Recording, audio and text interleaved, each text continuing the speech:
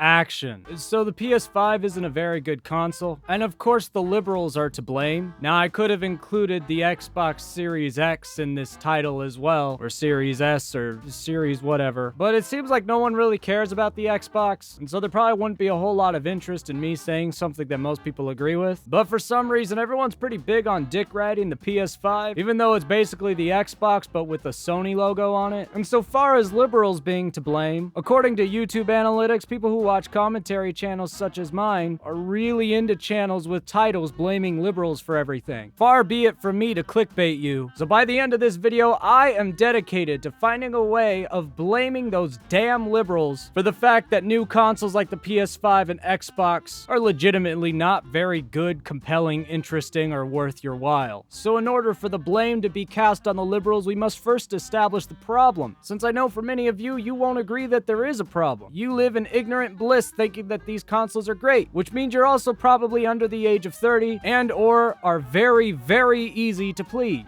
So I'm going to give you a really quick spitfire history of consoles and PC gaming to contextualize the failure of the modern generation. Let's start with Nintendo. NES. It was revolutionary because of the D-pad, allowing for different type of gameplay that wasn't available on the joystick home consoles that had basically bankrupted the home console industry until Nintendo came along. The Super Nintendo was the same thing with a couple extra buttons, better graphics, and some 3D tinkering. It didn't sell as well because of that. The Nintendo 64 was the 3D era of consoles. It was completely overshadowed by the less powerful PlayStation, which games looked more powerful because they were smart enough to use CDs. But we'll talk about Sony later. The next console by Nintendo was the GameCube. It was an N64 with better graphics. It didn't sell well, but it was also facing competition from Microsoft and Sony at this point. More on them later. Then the next thing Nintendo did was one of the most successful consoles ever, and its controller was basically a TV remote. Then Nintendo did the Wii U. Most people thought it was an accessory for the Nintendo Wii, so most recently Nintendo released the Wii U 2.0, otherwise known as the Nintendo Switch, which the console is the controller, and the controller is the console. And holy crap, that thing's really successful. So much so that everyone is trying to make a portable console now. Not that they weren't before, but even more so. Somewhere in that line was the Virtual Boy, but we don't talk about that. Sony, PlayStation 1. It eventually introduced analog sticks copying the Nintendo 64, but doing it better. It sold really well. PlayStation 2 could play DVDs as well. This was when DVDs were taking off. Shut up your kids so they could play a game, but also have a DVD player that your husband won't shut up about. It sold really well. The PS3, repeat what the PS2 did, but put a Blu-ray player in it. It was way too expensive, so it didn't sell well until later in its life cycle when it got cheap. The PS4 was the PS3 again. It sold well because people like Sony, but it wasn't a great console. Both the PS3 and the PS4 played with things like motion technology and VR, but they approached it from a sense of a gimmick, so it never really took off. And that leads us to the PS5, which is the PS4 again, but with better graphics. Let's talk about Xbox. The first Xbox was an Xbox. Not much to say about it, except for the controller. It was too big, but when they shrunk it down, it was the first controller that made playing first-person shooters on a console make sense. Couple this with the fact that it released the best first-person shooter ever seen on a console in Halo, and Xbox did alright. The Xbox 360 upped the ante. They said, screw Blu-ray players, how about having Netflix stream movies? Something that didn't exist yet. In fact, the only place you could stream movies through Netflix was the Xbox 360. Up until then, Netflix was just a DVD delivery service. Later, Netflix would branch out to other platforms, but yeah, the Xbox 360 was kind of a big deal for a while. Then the Xbox One really tried to double down on this idea, connecting with everything to do with your TV, and revamping the Kinect from the 360, but making it included and mandatory. And essentially, the Xbox One was about 10 years ahead, but in a bad way, so it didn't do very well. Then the new Xbox or something, I don't even know what it is. Nobody does. It's basically a gaming PC, but less expensive. Post-recording side note, I would have mentioned Sega, but Sega sucks at everything they ever did, except for the Dreamcast was pretty good, but they still sucked at doing that, and it just wasn't worth mentioning. And also, Sonic is a creepy character with an even creepier fandom. Okay, bye. So what's the point of this history of consoles? Well, there's a theme. Up until recently, console upgrades had to do with a few things: innovation and unique controls. The only current player in the game still focused on this is Nintendo. Sony and Xbox have nothing interesting about innovation. They have nothing interesting about controls. In fact, controllers could just be plugged into a PC. So at this point, the only reason to own a PS5 or an Xbox is if you can't afford a PC, because the PC runs all the same games that Xbox and PS5 do, but just way better. And basically every single exclusive eventually makes its way to the PC. And you might be be thinking, well, that's always been true because I am a child and I don't remember how the world was because I wasn't alive yet or I wasn't old enough to have enough cognitive function to care. But that's not how it always was. Back in the day, console controllers couldn't just be plugged into a computer. You were usually relegated to a mouse and a keyboard or a really bad third-party controller. So a good controller on a console actually had purpose. Furthermore, consoles were very, very specific in how they designed their games to run well on their consoles rather than anything else, and also take advantage of what the consoles focused on. And with Nintendo, from the Nintendo Wii up, even if you successfully emulate those games on things like the PC, oftentimes it is still more fun to play them on original hardware because they really designed these games around the controllers and the way the consoles were designed, that they are more fun if you play them in their originally intended design. Whereas on Sony and Microsoft machines, there are literally no reasons to play it on the original hardware other than you don't have another choice. One of the biggest advantages of console gaming used to be that you didn't have to install games. You just sat down, put in the game, and played it. Well, those days are dead. So what this means is we are entering an age where consoles will probably be gone sooner rather than later, at least in the way we see them now. They will be replaced by digital streaming alternatives, etc., because there's no reason for them to exist anymore. And this last generation of consoles has been great proof of that, except for Nintendo, who could just keep doing their thing, because they've always seen video game consoles as much as a toy as it is a piece of electronic equipment. And that mindset actually is going to age a lot better than the idea of just trying to one-up each other's technology, because PCs still exist, and they do everything that these other consoles do way, way, way better. And if these consoles don't do something different and unique from a PC like they used to, then there's no reason to have them, except for the cost. But the console manufacturers don't like the cost of their consoles as it is anyway. They take a loss selling the console, and they're making money on the games and licensing, but they're not going to keep making that kind of same money in the future landscape of how technology works and how it's bought and sold. And of course, the reason all of this is happening is because competition in the marketplace is dwindling and people are just complacently purchasing whatever they're told to purchase. And obviously that's because the younger generation is being influenced and motivated by philosophies and worldviews pushed by socialists. Socialists want nothing more than conformity and to remove the idea of capitalistic competition. And that mindset has leaked its way into video games, which is why it's those damn dirty liberals' fault that console gaming is on the decline and the PS5 and Xbox whatever aren't very good. I just want a Super Nintendo Switch.